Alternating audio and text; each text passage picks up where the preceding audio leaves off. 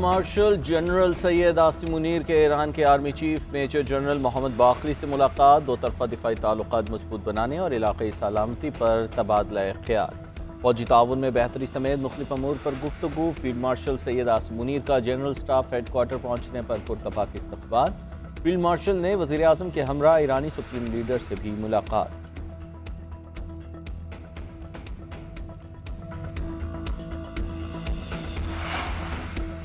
वज़ीर आज़म 4 ममालिक के दौरे के तीसरे मरहले में आज़रबाईजान पहुँच गए। वज़ीर ख़ारजा बेरामोफ, पाकिस्तानी सफ़ीर और दीगर आला हुकाम ने खैर मक़दम किया। वज़ीर आज़म पाक, तुर्किया, आज़रबाईजान 3 मुल्की इजलास में शरीक होंगे। सदर इल्हाम अलियोव के साथ भी मुलाकात करेंगे। भारत के साथ कशीदगी में गैर मुतज़लज़ल हिमायत पर शुक्रिया भी अदा करेंगे। इससे कबल वज़ीर आज़म ने ईरान का दौरा किया। ईरानी सुप्रीम लीडर और सदर से मुलाकातें की। पाकिस्तान ईरान ताल्लुकात, तिजारत और इलाक़ाई रवाबित के फ़रोग़ पर तबादला ख्याल भी किया गया। दौरे के आखिरी मरहले में वज़ीर आज़म ताजिकिस्तान भी पहुँचेंगे। भारतीय प्रोपेगेंडे के तोड़ के लिए पाकिस्तानी सिफारती वफ़द की बैरून मुल्क रवानगी का मामला। ज़राए के मुताबिक बिलावल भुट्टो कराची से दुबई रवाना, दुबई से अमरीका जाएंगे। वफ़द की मसरूफियात और स्केजुअल का हतमी फैसला आज इस्लामाबाद में होगा। बिलावल भुट्टो जरदारी की सरबराही में कमेटी 2 जून से अमरीकी हुकाम से मुलाकात।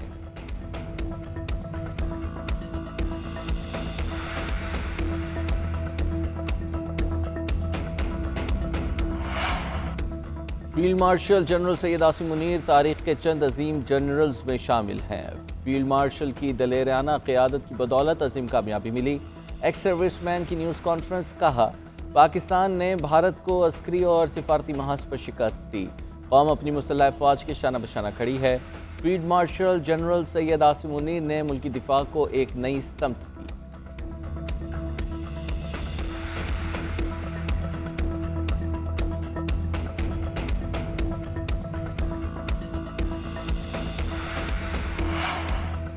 सरबराह मुस्लिम लीग नून नवाज शरीफ और वज़ीर आला पंजाब मरीम नवाज की ज़ेर सदारत आइंदा माली साल के बजट पर मुशावरती इजलास। नवाज शरीफ को तरक्याती बजट पर ब्रीफिंग दी गई।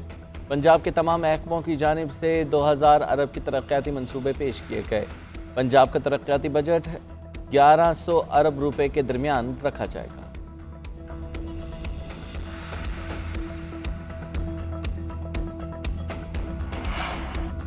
वानी पीटीआई ने इंसाफ के लिए जिदोजहद की है, इसलिए वो जेल में है।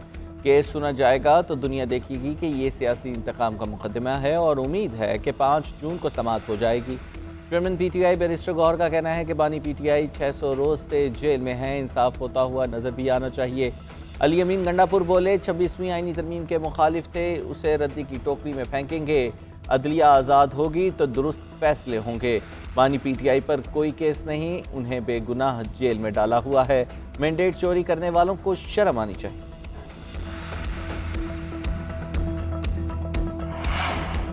पीटीआई ने खुद ही समझ लिया था कि वो सियासी जमात नहीं रहे। सवाल यह है कि फैसले में आधे जीते हुए उम्मीदवारों को किसी जमात में जाने का हक दिया गया। क्या बेहतर ना होता कि तमाम उम्मीदवारों को यह हक दिया जाता। जस्टिस अमीनुद्दीन की मखसूस नशिस्तों से मुताल्लिक समाअत के दौरान रिमार्क। जस्टिस जमाल मंदुखेल ने कहा कि सुप्रीम कोर्ट में तो सिर्फ तहरीक इंसाफ के इंट्रा पार्टी इलेक्शन का मुकदमा था।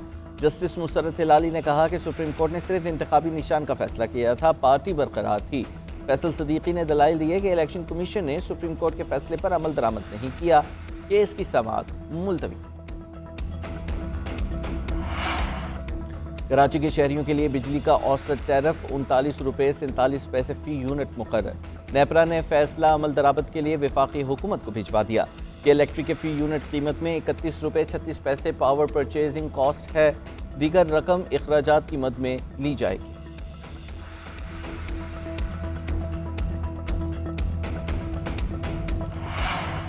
एशियाई तरक्याती बैंक के आलाई सतही वफ़द के सिंध के सीनियर वजीर शजील इनाम मेमन से मुलाकात। सूबे में ट्रांसपोर्ट सेक्टर में मुमकिन सरमायाकारी पर तबादला ख्याल किया गया। शजील इनाम मेमन ने कहा कि कराची के बाद सिंध के बड़े शहरों में भी इलेक्ट्रिक बसेस शुरू करेंगे। मुस्तकबिल इलेक्ट्रिक गाड़ियों का है। सिंध हुकूमत इलेक्ट्रिक व्हीकल सेक्टर में गैर मामूली पेशरफ्त चाहती है। एशियाई तरक्याती बैंक के वफ़द का पब्लिक ट्रांसपोर्ट निज़ाम बेहतरी के लिए सरमायाकारी में दिलचस्पी का इजहार।